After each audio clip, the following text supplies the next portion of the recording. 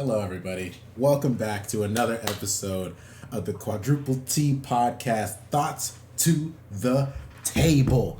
Another late night discussion with the crew. We got Sans, we got Backlog Bear in the building. Say what's up to the people.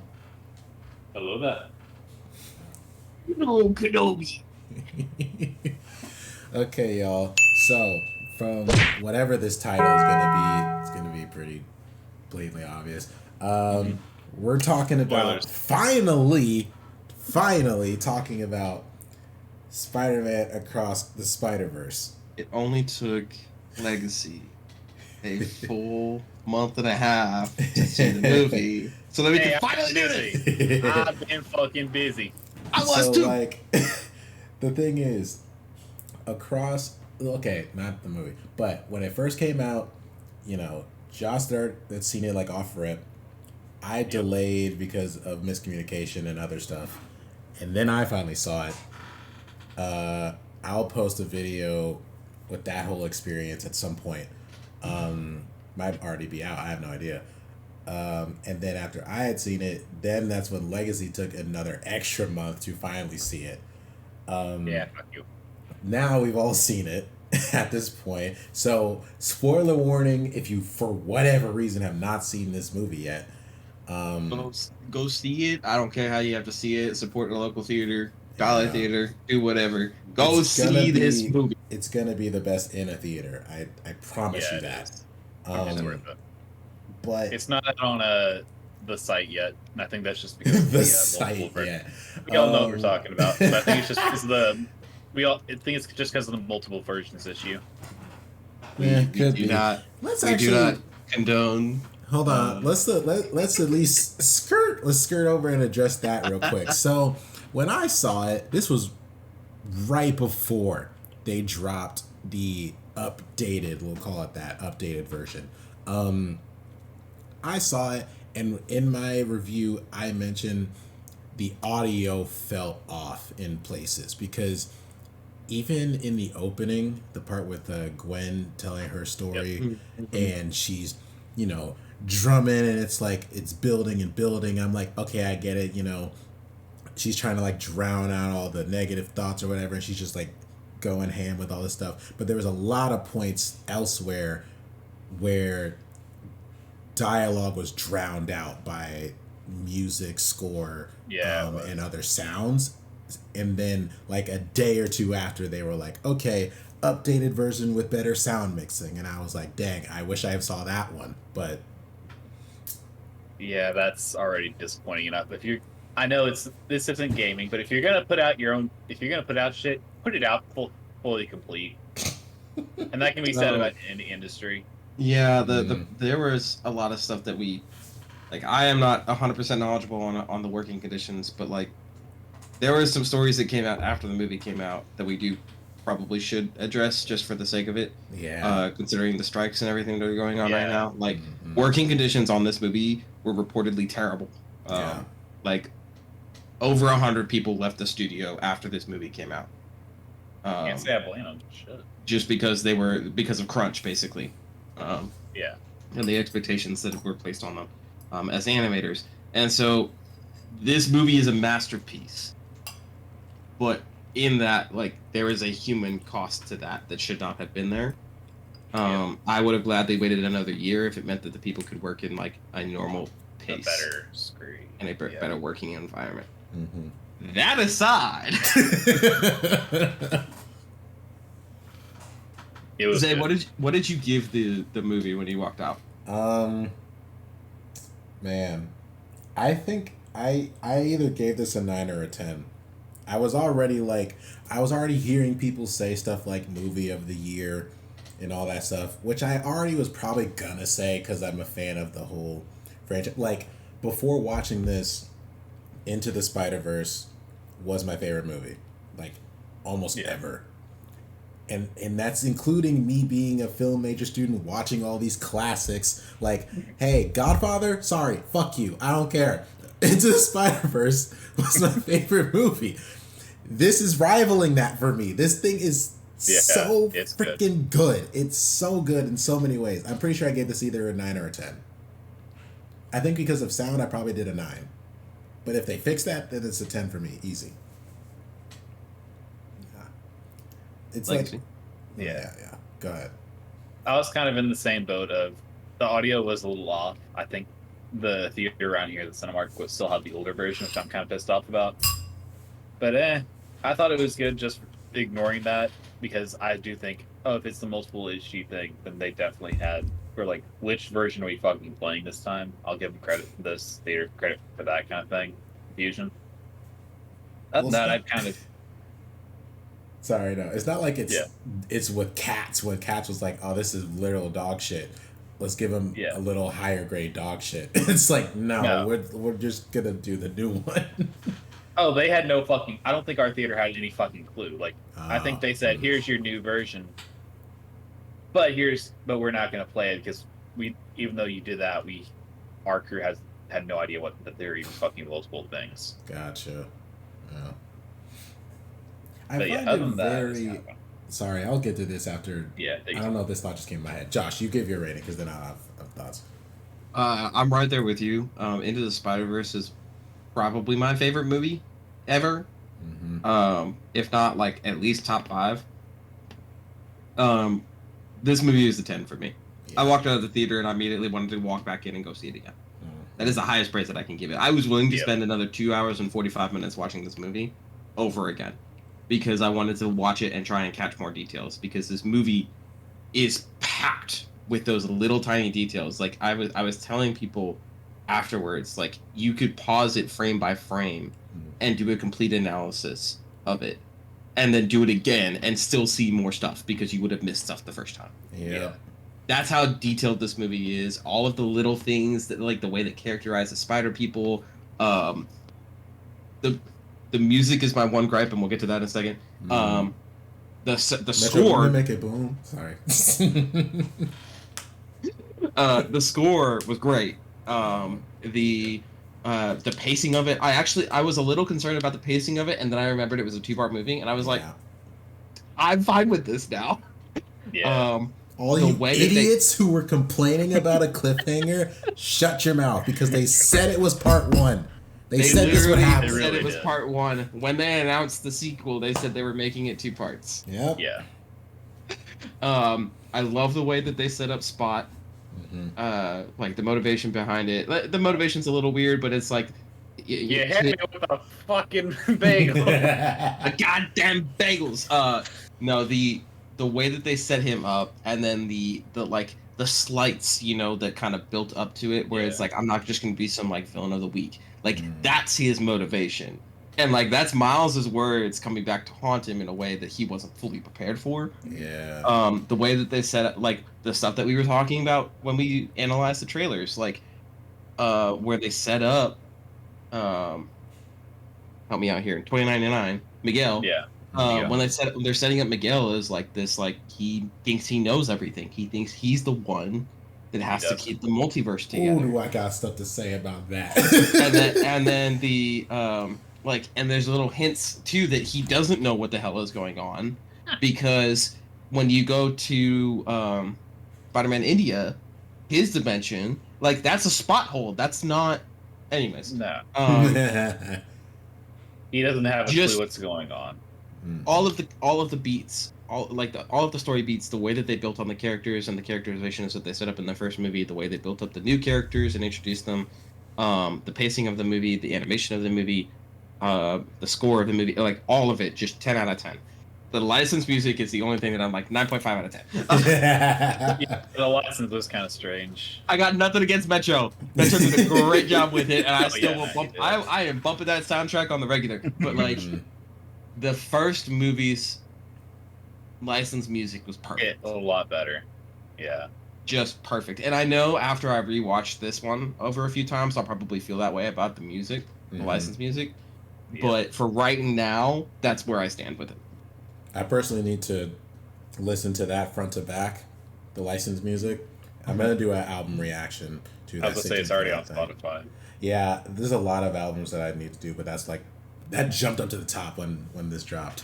What I was going to say about the details, it kind of circles back to the whole terrible work conditions things, because I'm like, look, y'all, with everything that they pack into this movie, it, as badly as a consumer I'm gonna beg to have it as soon as possible, it is worth the wait. Yes. Like, give really the people is. what they need / want to do the best work possible. Because, like, can think about it. With what conditions they had, they still did this. Mm-hmm. And it's in, like, I'm getting video essays like every other week about scenes that I didn't think were as deep as I thought they were. Oh, Even big ones like Gwen and her dad when she comes back to her universe. Yeah, I already thought that was crazy, and then I did watch the essay back, and I was like, "Whoa!" Literally, just last week, bro. Oh man, the way they use color and that's there's so much good really stuff in that. The way that the way they animated her world to be water. God, man. Freaking the scene with they kind of linked it back. The coloring and a bunch of other themes along with Gwen, because this movie was about Gwen, you know. It really was. It really was. It was probably a 50-50 Miles Gwen movie, if we're being honest. Yeah, because that's what I think. This essay that I watched, I'm gonna have to look back to see. I'm gonna find it in a minute. Who did it? They're really good at this. They were analyzing the relationship between Gwen and Miles, because that's a lot of this movie. And the theme around it is a lot of it, like, of love and how you handle that, familial love, you know, romantic love, whatever. Family. But but like, just Gwen and Miles' relationship, that, like, their whole dynamic, how it changes throughout the movie, the way they perceive each other, like, things I did not take into account at all. And I'm like, now it makes perfect sense why these choices are being made, why the outcome was this.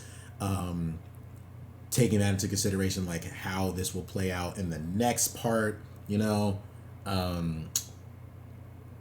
Like, what was the thing? It's like, because Miles is trying to grow up and be like a man and move on in life, not dependent on his parents, and, like, be seen as grown, but everybody around him is like, he's just a kid, he's still learning, yada yada yada. There's a whole barrel of emotions with just how Gwen sees Miles. It's like, shit, this is crazy. Bro, so I need your thoughts. I'm gonna have to find this video now. Hobie, dude. Hobie, give me your thoughts. I need to know what you think on this. You know what?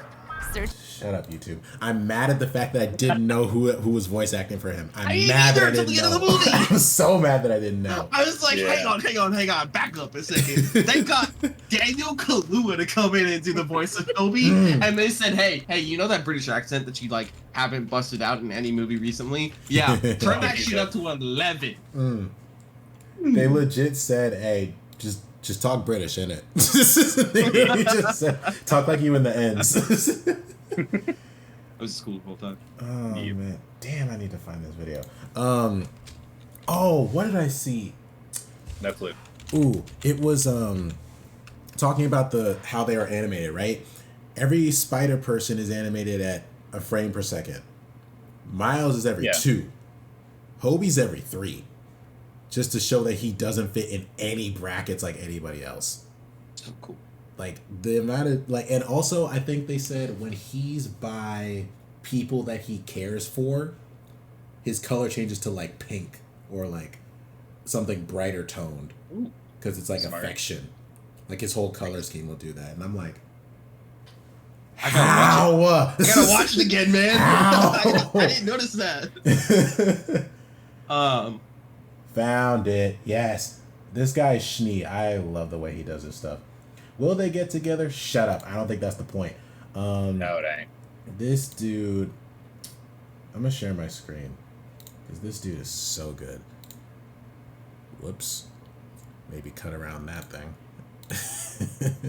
Uh-oh. You got one of them ads again. Not the ads, but at least cut around that. So, like... This guy... How do I do this? Do it like that.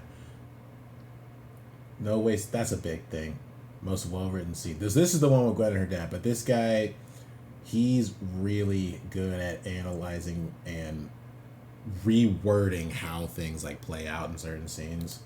Because he just recently he's done a lot of them, but yeah, why Gwen can't fall in love. This goes down so many paths, bro. Honestly, though.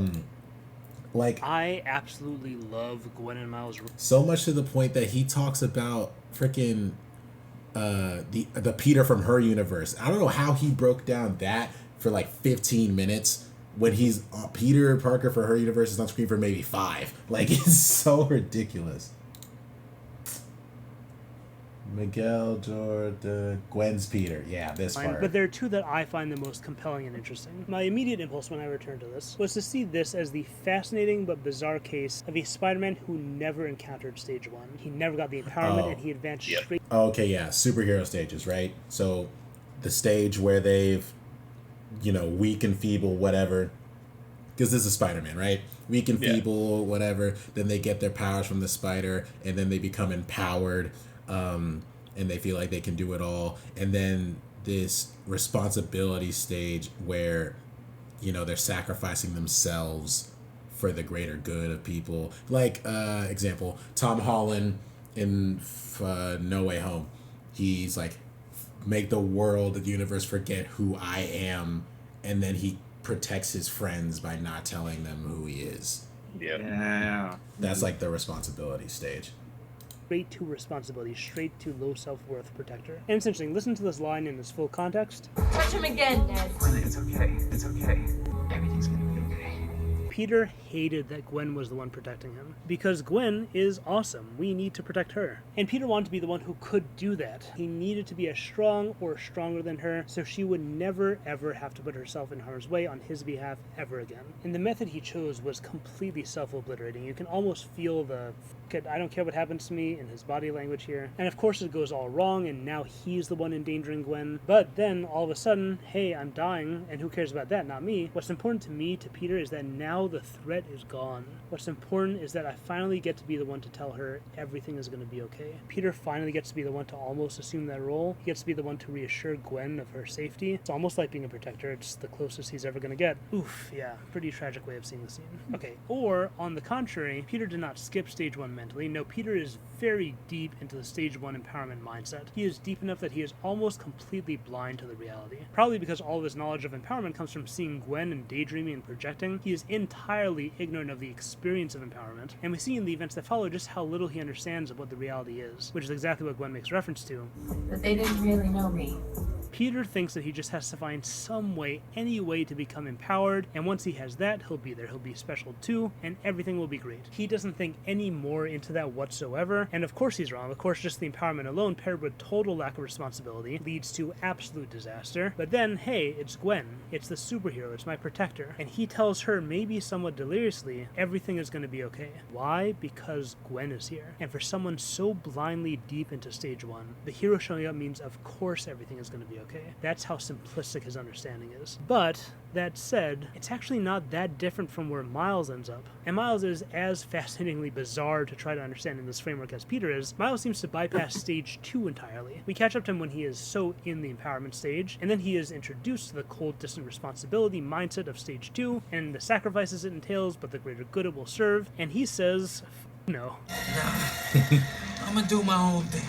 I'm going straight to stage 3. Even further into stage 3 than Peter B. or Jess, further than anyone in the Spider-Verse. I'm not giving up any of my love, and I'm going to protect everyone. I don't care what you say. You tell him, Deku. That's how I see my spider identity. That is my I was spider. about My to fucking Spidey That's way. what Spidey way. I Exactly forgot how about Peter that. sees it. Except it's not based on complete ignorance. Maybe it's still naive. That's arguable. I guess we'll see in the next movie. But at the end of the day, it's still saying I'm a superhero. I'm empowered, and I'm going to use that to save everyone. I'm going to use it to force a reality that amounts to telling everyone in my life everything will be okay. And interestingly enough, in setting out down that path, Miles effectively reverses the dynamic between him and Gwen. Before, he was looking to her as a role model. Now she's the one looking to him. She sees him going that way, then she has this experience with her dad that confirms that the kind of synthesis Miles is after is possible. And in the end, she joins him in stage 3. And now that Gwen is venturing out of the cold, loveless stage 2, and now that Miles has closed this youthfulness gap between them, that means maybe, finally, we will start to see that romance develop. So to sum up, why can't Gwen... Dude, okay, and this is just a little piece, right? He is spitting. Dude, it's it's ridiculous how much you. That's what's crazy. When someone puts it into words and throws it back to you, then you really understand it because you probably feel a lot of those thoughts in the moment, but it's so fast and rapid that you can't really interpret it. But then when someone he definitely breaks went and it saw the down, movie like 3 or 4 times. bro. Yeah. And like was taking notes and shit, you know. Just a few times. Yeah, that whole thing about like they can't really fall in love because of this gap that they formed with like youthfulness or experience or whatever it is, and Gwen's trauma with like those getting close dying or something else that he mentioned in the video earlier. They're also like 15 and 16 years old. Like, they're not good at this shit anyways. Yeah, but it's like there was something about she sees him as like her past self being like the youthfulness before all the bullshit hits, and she wants to like keep him there as long as she can for her sake, not for his, because it's like the one like light thing that she kind of has right now, until the all this stuff happens and then the stage 3 thing, transcendence or whatever, like. Level 3. I low-key love that because I was about to be like, when I think about it now, when I first heard the trailer and I heard that line, I'm like, okay, that's cool. But like, is this right for him to do? Because if Miguel's theory about the whole multiverse thing is right, him saying do my own thing, isn't he kind of just going against the will of, reality? Like, is he deluded? And he's just mad because he's like, nobody wants me to grow up. But when you put it that way, it's like, well, dang, like He cares about all these people in the multiverse. exactly, yeah. But not like he Yeah, they're cares gonna about his give him family. He cares about like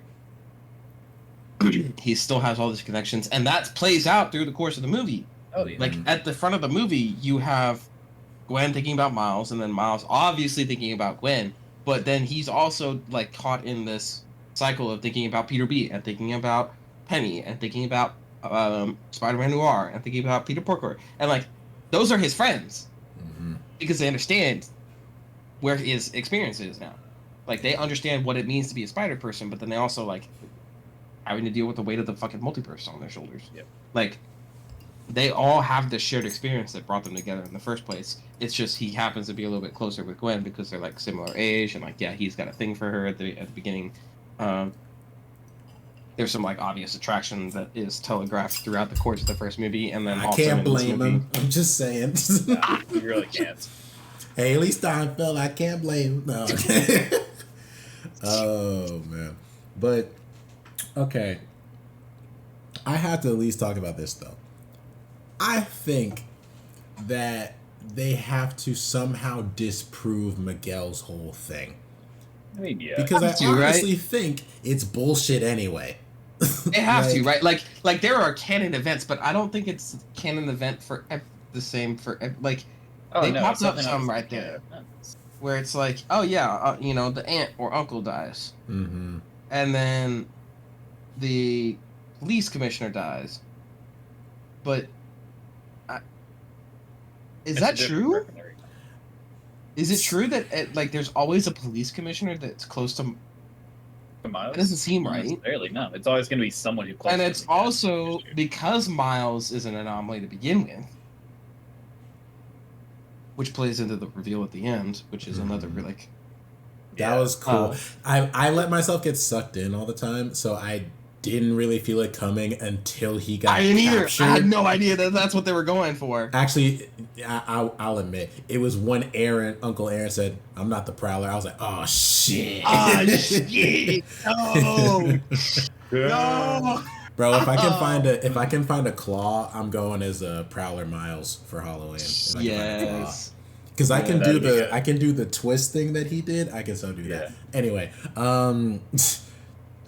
the thing about the whole, it goes back to before even Miles being an anomaly thing, right?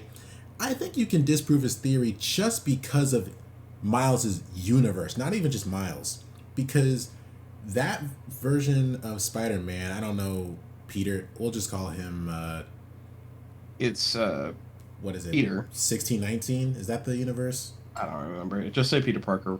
Well, the blonde Peter Parker, right? Yeah, because it's Peter B. Parker. Yeah, that's the It's the dad. Brown hair with the dad. Yeah. So blonde hair Peter Parker, he's Spider-Man for like 8 years, I think. And they explain that, hey, because Wilson Fisk was trying to make a collider to bring another family from another universe to him so that he could just feel better, that's how Spider from Earth 42 got to this one. Yeah. And you're like, and then Miguel, whenever he's confronting Miles, it's like his tone and everything is suggesting that he's blaming Miles, which is like he had no control in turning into a Spider-Man in the first place. Like, I get he's mad at him for continuing to not really, well, he listened, but continuing to go against what Miguel's saying. But it's like, dude, you're really making it seem like you're putting all this blame onto Miles when this non-canon event with the collider happened before Miles. It didn't even involve Miles in the first place. He's an anomaly now, but he wasn't the anomaly that caused anything. The anomaly was Fisk, if anything, because he felt the need to make this collider to bring back his dead family. It's like I don't understand how you can be all like, well, these things are supposed to happen. You were never meant to be a Spider-Man, when it's like you didn't ever justify the whole collider thing in the first place. You just jumped to Spider should not have been there. It's like, why not? Like, there really shouldn't be any rhyme or reason to this, but they're trying to use science to create that rhyme and reason. They're also trying to say that the canon events, if the canon event thing is true,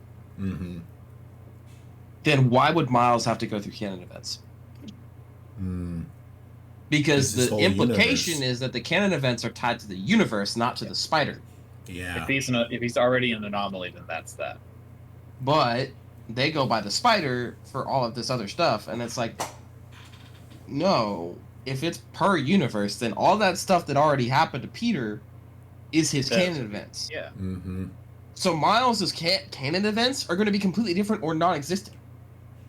It's kind of like, you know how they in Endgame are like, okay, now we're gonna divert to this other path that you took the Infinity Stone from this universe, so now it creates a new timeline or whatever.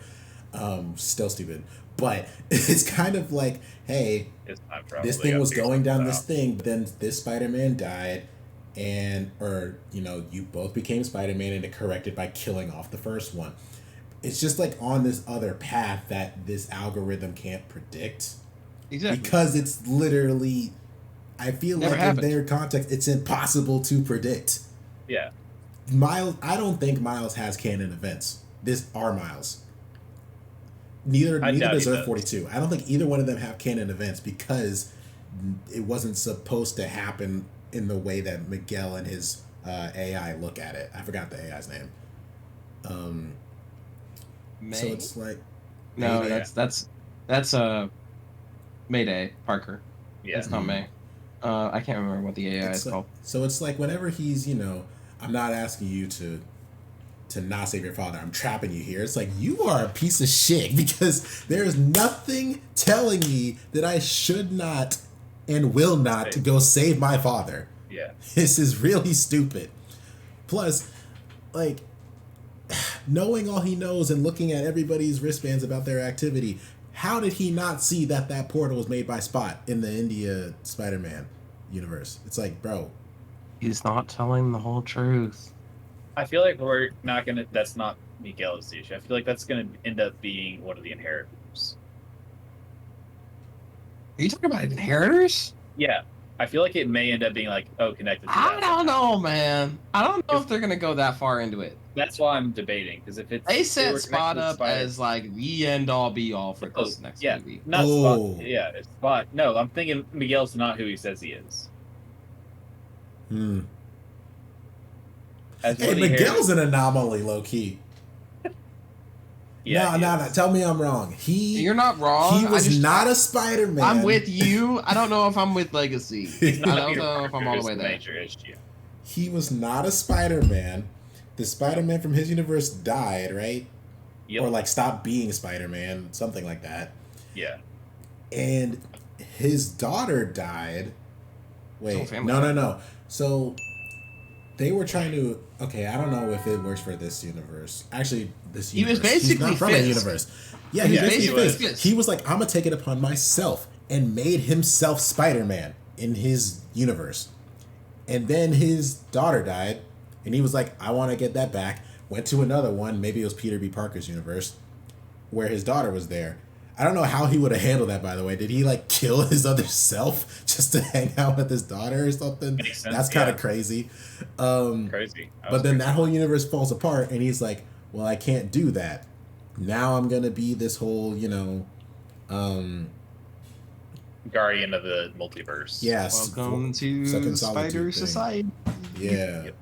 We Also live in a crazy spider how in society. this might be a little We inconsistent. live in a society.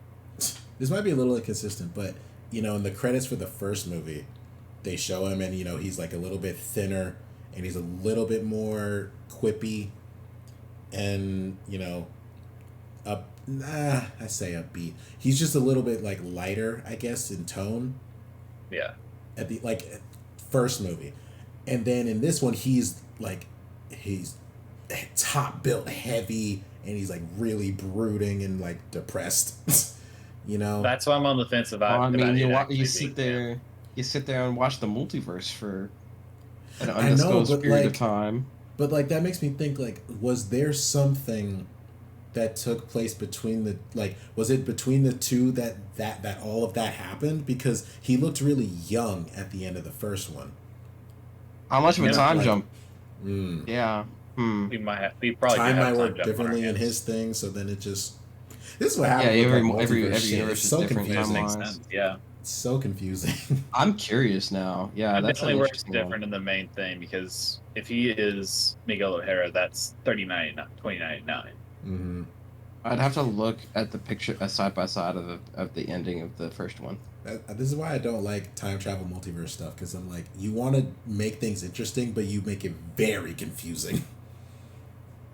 Yep. Yeah. Also, There's also, Nueva New York. New York. I still think that's the No, dumbest it's shit. Nueva York. I It's thought I heard Nueva someone York. say Nueva It's Nueva New York. York. Yeah, it's Nueva York. That's it. The original is Nueva York. I And that's- swear I that's heard what a they're character doing, say Nueva New York. I swear Probably I 'cause heard you one of them did, say yeah. that. Mubutton was pretty funny. Yeah. Yeah. Dude, Spider-Man India, fucking iconic. What Yeah. a showing from him, man. This is where the traffic is. This is where the traffic is. This is also where the traffic is. And this is where the British stole all of our stuff. Oh, You don't man. say chai tea. You don't say chai tea. Like saying tea. Oh god. What was the We still quote that shit at work. What was the freaking? Oh, here's the thing too. I want John Mulaney to voice in the next one, Spider He'll be Man. back. because I get that he was going through a lot. I just really wanted to bring it back because they only had like one or two voice lines for Penny, right? Yeah. Yeah, Penny was barely in it. She was in there. I don't think Noir said They did anything. the Wait, did he? like sad face animation. I don't even know if she had any voice lines. Mm. No, Noir she didn't. Yeah, I don't remember him talking. So I think they were saving the original Voice actors, yeah. voice actors for the next one Mm. because I think it's going to be built around that team saving Ooh, Miles we're and gonna- then yeah. fighting Spot. I really That's want to what see the this movie majority now. of that movie I want should to be. watch this movie again. I want to watch it again so bad now. I need to see it again. Yeah, let's talk about like theories for the next movie, right? Because let's at least lay out all the factors. We got the Spot going back to like Earth His 16, home. 19, whatever. Yeah. His home to kill Officer Davis. To get revenge on Miles. Mhm. Or Miles. We got Miguel. I forgot her name, but the pregnant spider lady. It's Jessica Drew. Jessica Drew, yeah. Drew. The classic Spider-Woman. And what's his name? Scarlet Spider. Scarlet Spider? Scarlet Spider. He was originally a clone. Ben O'Reilly. What's his name? Was he? Ben O'Reilly. Is You it? said he was a clone? Yeah, so Yeah, he was a in one of the clone other. Mm. Yeah, it's a very convoluted storyline. So those three, they were chasing after Miles, and Yep. I think they Ben went- Riley Where did they go? or Kane Parker. Probably Ben Riley. Anyways, yes, those three. So I think those three, though. I actually can't remember. They either But Ben went Riley to- got kicked back. Did he? Yeah. Yeah, he got sent back to his universe. Oh, did he get kicked back by Or Gwen? sent back to his headquarters by Gwen. Okay, so, and that was in 1619. I'm gonna keep saying 1619 just to keep it consistent in my head. That was in 1619, right? Yes, I'm so, yeah. thinking so. believe so. Um, Yeah, because Gwen gets the watch from Hobie, yeah, when she goes home. which is a whole thing there. Hobie literally stole all the parts in that conversation with Miles. That's true. Yeah. That's He was true. literally taking all those pieces of technology in the middle of talking to Miles about how he needs to Why you forge say his that? own path and look out for himself and all That's this other stuff. crazy. And he was actively preparing for the inevitability that he would be leaving Nah, the man. Spider Force. I quit. Peace. Takes the watch off, throws it. I He was a quit. fucking G. And then sends Ew. knowing that Gwen is going to probably come and get him anyways, Mhm. sends Gwen the interdimensional teleporter that he literally put together with the box of scrap. Bruh. He That's built actually this in a insane. cave with a box of scrap. That's actually insane, though. Anyways, But okay, so we have like, I think that the three of them or two of them, with Jessica and Miguel, are gonna have to Zero. encounter. They're in that universe. Then we got Earth And 42 Jessica- with Miles, Prowler Miles, and then we got the whole gang going to Earth 42 to save Miles. Now that they realize where he is, Yeah, probably. well, they actually, I don't know if they know. they're smart. They're smart enough to figure it out, but I don't know if the Yeah. the implication is they don't know yet. Gwen was just putting the team together at the end of the movie. But Gwen figured it out because Gwen she went to probably his knows. room and was like, "Oh yeah. no," you know what I mean? Yeah, but they don't know Oh, the exact yeah. universe that he's in currently. They just know that he's not Spider-Bite in might his know. home. Spider-Bite might know. Ooh, yeah. She live in that control room, Yes. so she probably knows. Yeah. Who's yeah. on that team, by the way? It's Gwen. So it's the original Noir, 4 that came in. Peter B. Noir. Spider-Man Penny, India, Hobie, Mhm. Spider-Bite. Spider-Bite. They only added Hobie, Spider-Bite, and Spider-Man India, right? I think. Yeah. So? I think they were the only 3 they added. Yeah. It was very intentional at the end, where they were like, these are the people that Miles has impacted on an actual emotional level. Yeah. Yeah. They're the ones on the team. Which is funny for Spider-Man India because it's like that was very brief. That was very brief. He saved his girlfriend's dad. I know, but it was like it's still kind of brief. Yeah. Well, Yeah, but like, dude, the teamwork though. Yeah, Can we talk about the teamwork? That That It's all was sick. between the 4 of them. That was sick. they already knew And what they were doing. it was like, Miles is so obviously the leader in that situation too. Mm.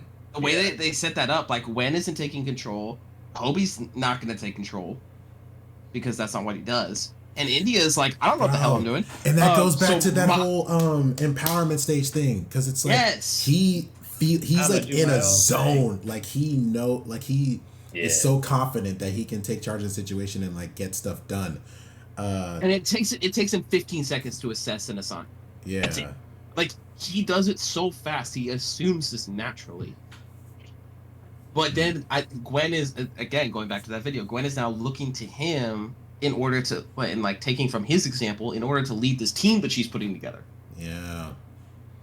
Oh, But man. let's actually okay let's talk quickly about theories, or we do this a lot with trailers like we've done recently. Yeah, how we think Yeah. it's gonna play out. or what theories about what we think might go down. We did get some stuff right on this movie. We didn't get a whole lot right, but we did get some stuff right. I think I threw out there that Miles's dad would die, and that definitely didn't happen. Yeah. They tried. Personally, They hinted at it multiple times. Oh yeah. Yeah. Personally, though, I think that the main thing I'm looking for is the dynamic whenever the rescue team gets to our Miles, because the biggest thing is the betrayal that he felt by none of them coming to see him or saying anything about the truth behind his powers.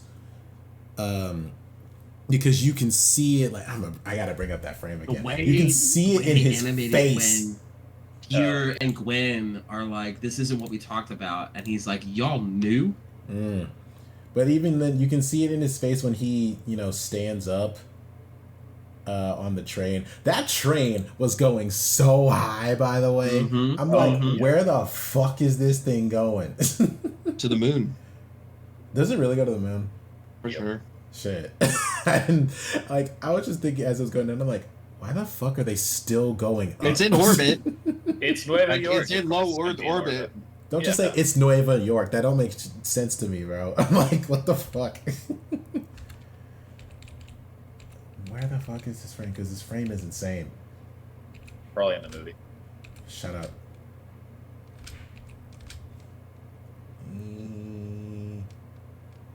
Because he jumps hella far as well. Well, there are words covering it, but... Look at that shit. Look at his face. This man was fighting like 500 spider people on his own. Or running, fighting, whatever. And then just stands above all of them, just like, fuck y'all. And it just jumps off. Fuck y'all, I'm out. Dude, he's built different. That's the other thing. People are like, this proves that he's the strongest. No, it doesn't. It just proves that he's different. It's something that they never had to deal with before. Because he is an anomaly. He's different. It's like I guess maybe that's why Hobie likes him so much. It's like, because Hobie he hates, rules, societal standards, dictatorship, whatever. Hero.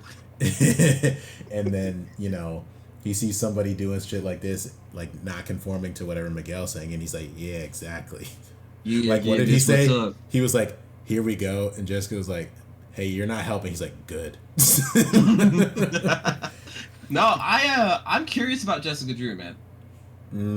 She doesn't seem like she's been swayed recently. That's what's weird. Out of everything that she's seen and heard from all these people, she still feels like she's very stuck. Yeah. As a person who has made it to the level of having love and still saving people, because she has a husband and a kid. The fact that everything that she's exuding seems like she's not understanding Miles for some reason, Well, so that's the thing, man. By the end of the movie, I think there's something there. There she's might starting, be. you can almost see the gears turning. Am I really supposed to be doing this? Right Am I the bad guy?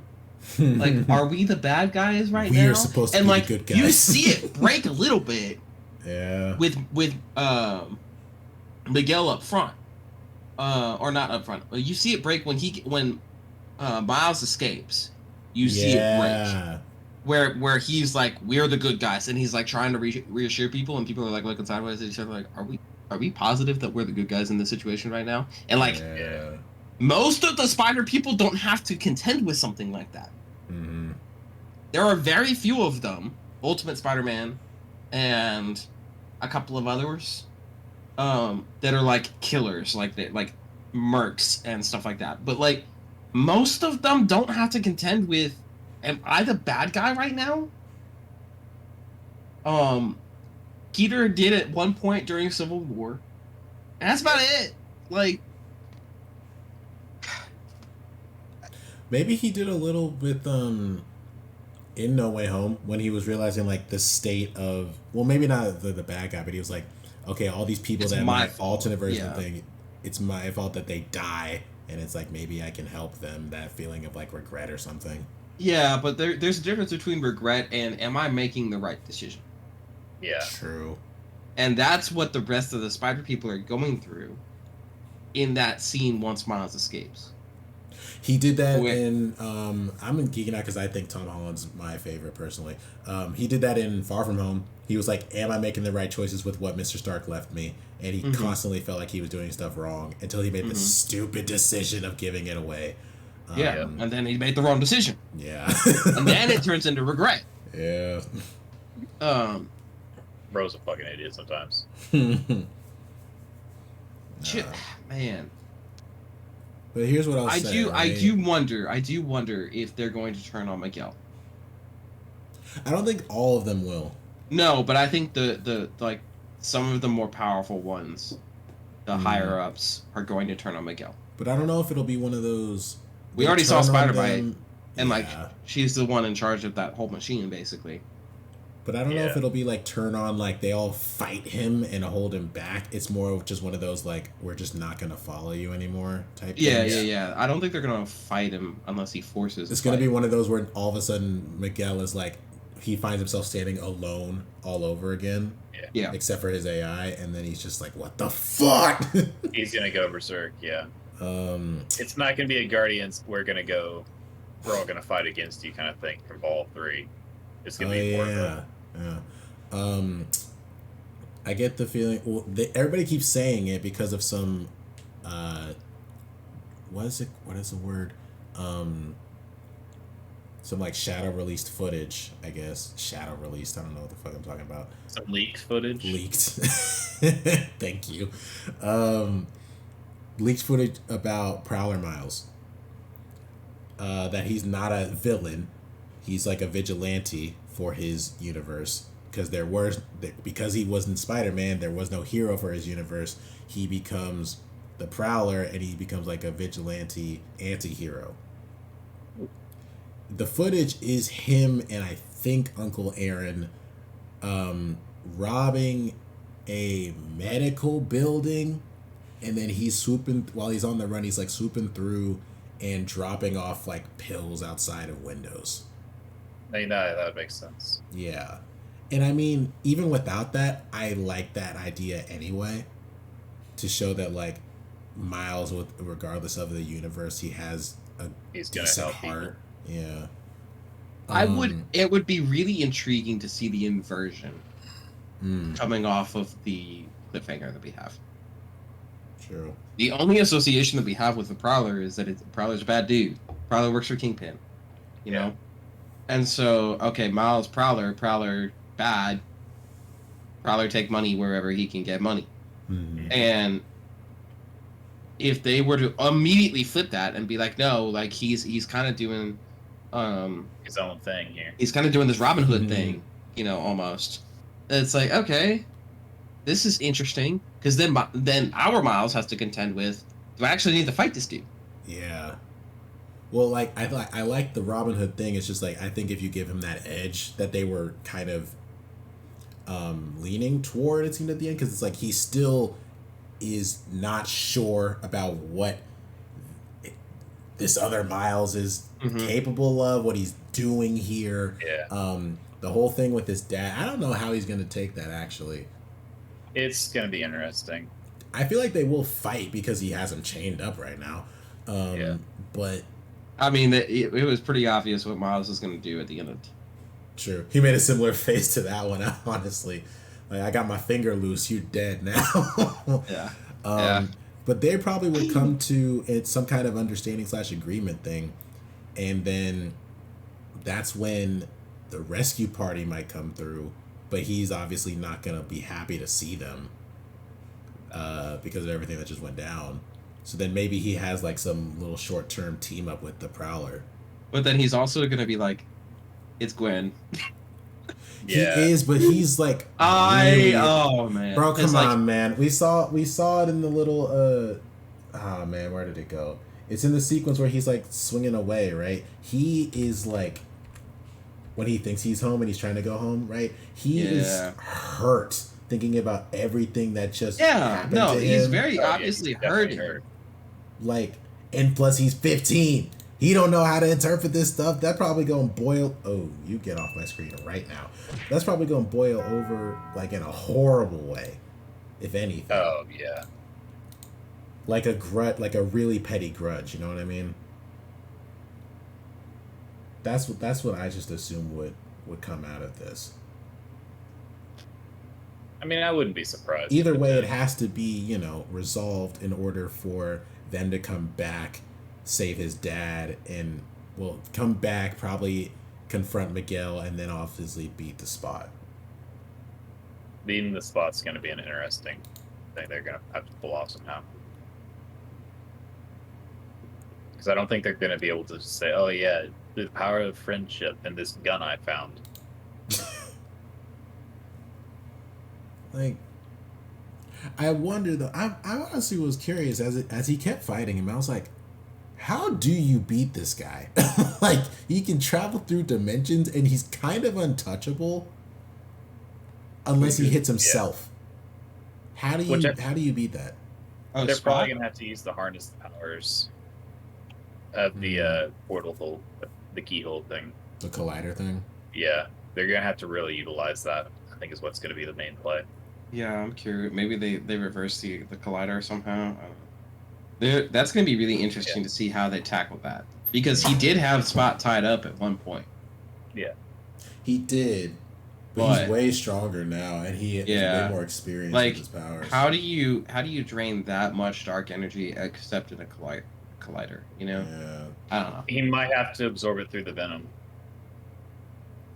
Do we get a reveal to his parents about his identity? Was that a yes or no? That's a yes. Okay. I don't think he can hide it. Yeah. I don't think he can hide it for much longer, if at all. Especially considering like Gwen existing and being like kind of present now. You know, like where'd this girl come from? And like y'all seem to have a lot in common. What's going on there? And like what's the vibes? And like trying to read all of that. And then all of a sudden he's not home. And like he's come back, beat to shit probably. Like I feel like we're gonna get a reveal. It wouldn't surprise me if his dad still dies. It's gonna suck, but it wouldn't surprise me. Yeah. They might not harp on the not home thing because he can stay at school, you know? Yeah, but it's weekend. His roommate knows, I mean, but... I'm not gonna be your man in the chair. Sitting there playing Spider-Man. I'm not gonna be your man in the chair. That was really cool, actually. That was so awesome, man. All the little Easter eggs. We can do a full breakdown of all the Easter eggs in this movie. I swear, I watched this I went with my sister, my mom, and one of my mom's old friends. And my sister had briefly seen the first one. My mom had no idea. She knew I loved the first one, but she didn't watch it at all. She enjoyed this, didn't understand a lot. But when that kind of stuff happened, I was like freaking out. I swear my sister hated me by the end because I would not shut up. I would not stop. They couldn't pause the movie that time. Oh man. She would like mention stuff about the color and stuff too, but like certain Easter eggs like that, I just wouldn't stop talking. Donald Glover. Oh yeah, we both looked at each other. We were like, "What the fuck? What is he? What is happening? What are you doing here?" Confirmation that he's the Prowler in the MCU, by the way. Mm-hmm. Oh yeah, no, I fucking told y'all that. Oh no, we knew. We knew, but it's like hard confirmation, you know. Oh yeah. Mm-hmm. Ooh, question: who would act as Miles in the MCU? Because I've seen a couple people said a lot. I don't agree with them, but I've seen a couple people said a lot. That's gonna be a really hard play. It'd probably have to be a younger actor either way. Well, yeah, because they need to be younger than Tom. See, I've heard. It would also be the issue of how are they going to introduce him. Yeah, but I'm at least going to focus on the actor. One I've heard, is I forgot his name already. Man, that's I'll a just use his sounds like a character really good name. actor. I'll use his character name. Lucas, Stranger Things. Oh, okay. Yeah. Oh yeah, I I forgot can his see that. name. He's already almost too old for it though.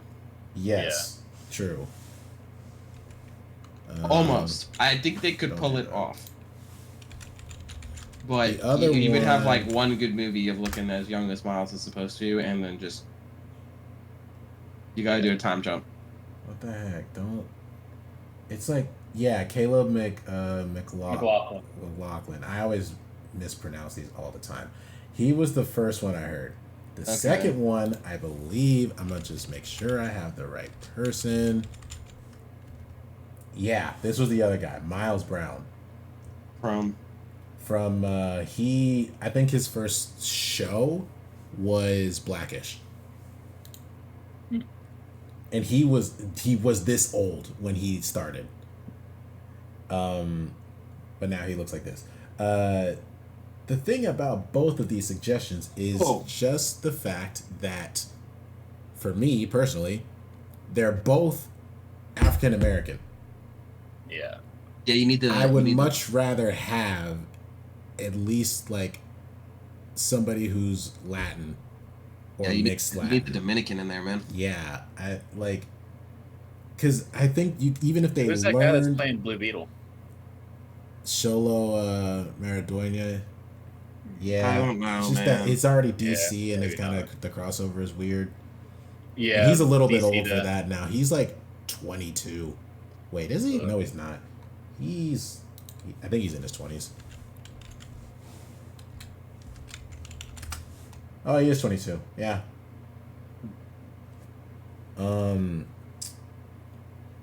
Maybe one of those kids that's in the new Teenage Mutant Ninja Turtles. That would play pretty well.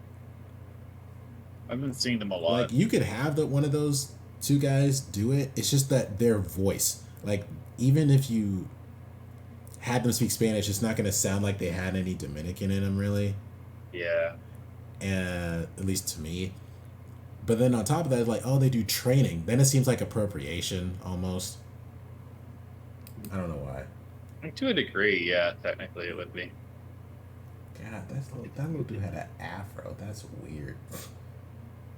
They made a show called Mixed This. I mean, if they wanted to do a recast, look up Jorge Lindbergh Jr. I don't know how to spell it. Jorge, not George. Jorge what? Lindbergh, Lendeb. There it is. He's in the MCU. Who did he play? He's like one of the high schoolers. Oh. That might be who they're gonna use. Was it one of the high It's schoolers just that, a like, rando blipped? high schooler.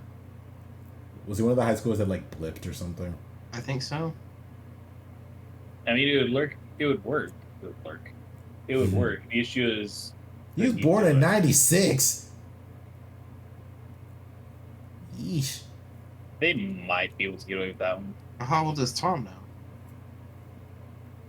He's probably Good, but- 28.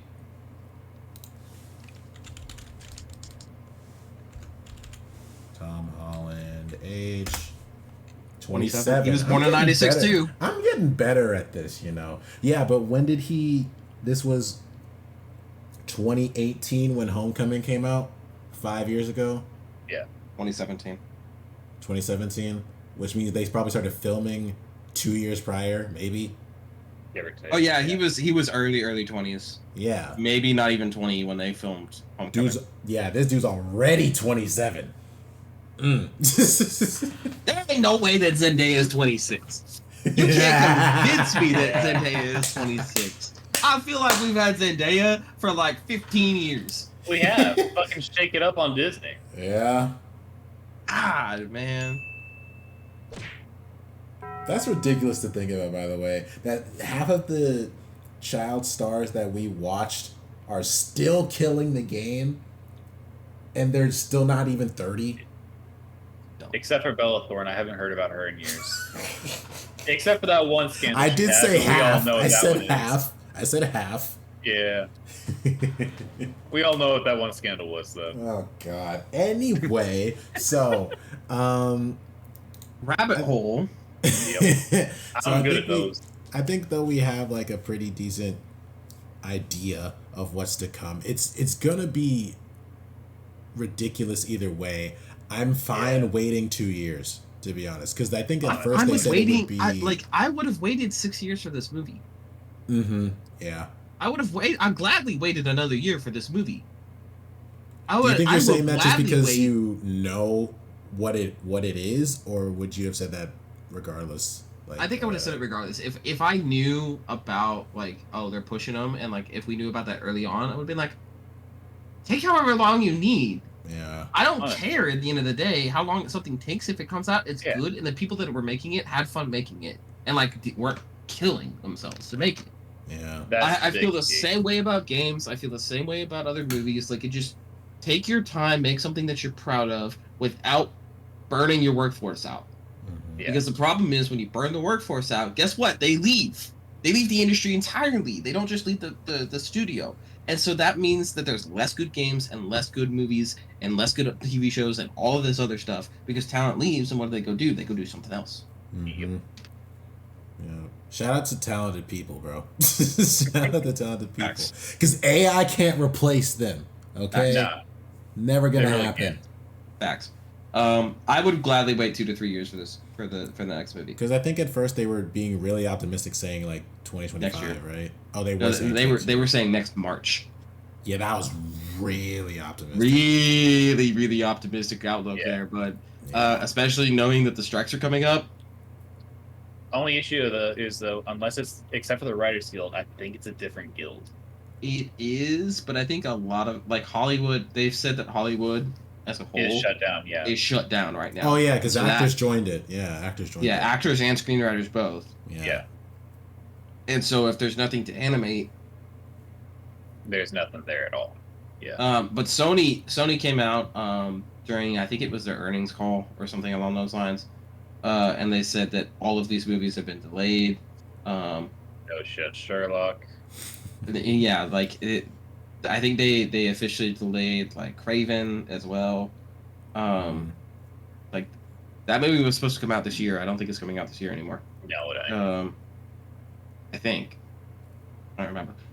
Or it was like early next year, and now it got pushed back to like late next year. Who asked for a Craven movie? Sony. Yeah. It'll probably make money. That's the sad part. They delayed this off of their release calendar entirely, which means they don't think it's coming out at all in 2024, and probably won't come out until like late 2025 at the earliest. And I would be totally okay with that. I'd be totally okay with that. I think it would be hard waiting another 5 years for the next one, but I will gladly wait like 2 to 3 years to get this one, the next one. You know, I would still be ecstatic to go see it whenever it comes out. It just would be really hard to wait another 5 years, you know? Yep. Bro, honestly, I'm about to start checking theater times. I'm about to go see this tomorrow. Just to go see it again. Man, he sat up. He sat up like, what are the show times? TK, I'm gonna go see him too. Oh, God. Okay, we got any other final thoughts? About 7:20 tomorrow night. I'm down. I'm so down. I'm down, man. I gotta go grocery shopping and crap tomorrow. Oh, God. But I'm really legitimately down. We'll talk more after this. Nah, okay, yeah. But any other thoughts about the end of this movie? About the movie. I'm kind of hoping they get the Inheritors, but I know they won't. It's a whole other storyline, man. I know, that's what I'm saying. I hope they do, but I know they won't. I think if they were to set it up as like 8 years from now, we're getting the next movie in the Spiderverse. Like even hinting at them, that'd be correct. Maybe. But then you start getting into like the actual comic book line of Spiderverse and what all of that entailed, and So how do they do some of that stuff? Because there's some really wacky stuff in there. Yeah, but at that point, it ain't happening anytime soon, though. Yeah, I don't know. If they do, great. If they don't, oh well. Yeah, be cool. Yep. That's a good storyline. Oh. But if you haven't seen this movie, go see this movie. If you have only seen if you've made it this far and you're like, I have no interest in watching either one of the Spider-Verse movies, still, Honestly, fair. go watch them. Yeah. We don't care what you think. We've ranted at different points about animation and the quality of animation and the way that Hollywood in general treats animation. This movie flies in the face of all of that. It is an impeccable work of art. Good. Top to bottom, regardless of the fact that it is animation and is going to be looked down upon because of that. Like it is an achievement. It is a masterpiece, and it deserves the support that it deserves. All the support it's gotten up to this point, and it deserves more support going forward because what they're doing on a technical level is incredible. But what they're doing from a storytelling perspective, like this is the best stuff that Sony has going right now, bar none. Yeah, this from the first movie, their style was like put on the map for people to take notice of. And I don't think I ever noticed before how a lot of people still didn't really acknowledge them the first time.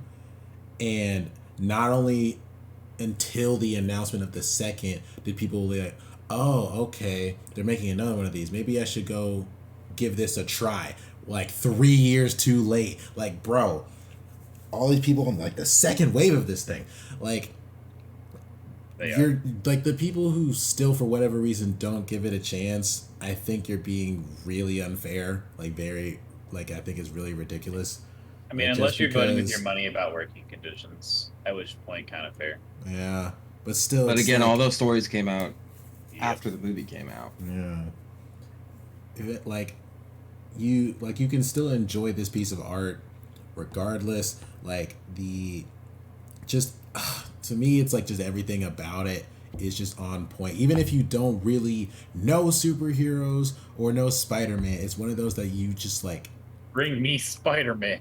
It's just one of those like you kind of just have to experience. This ain't a kids movie, man. Nah, I don't know. There's so much. Just because animated don't mean it's for kids. Exactly. There is some deep shit going on in this. There really is. Both of these movies, but like there was stuff that had me like choked up and in tears in this movie because of the way that they tackled different issues about family and about love, stuff that we've already done retread on. But like I was sitting there just like, damn, it is like that. This movie had me like that multiple times, man. Like there is so much thought-provoking art. There really is. Movie. And it is so worth your time. It's so worth the money and so worth investing in this universe. Mm-hmm. Spider-Verse. Yeah, that's all I got. Yeah. Go see it. Yeah, man. Watch it.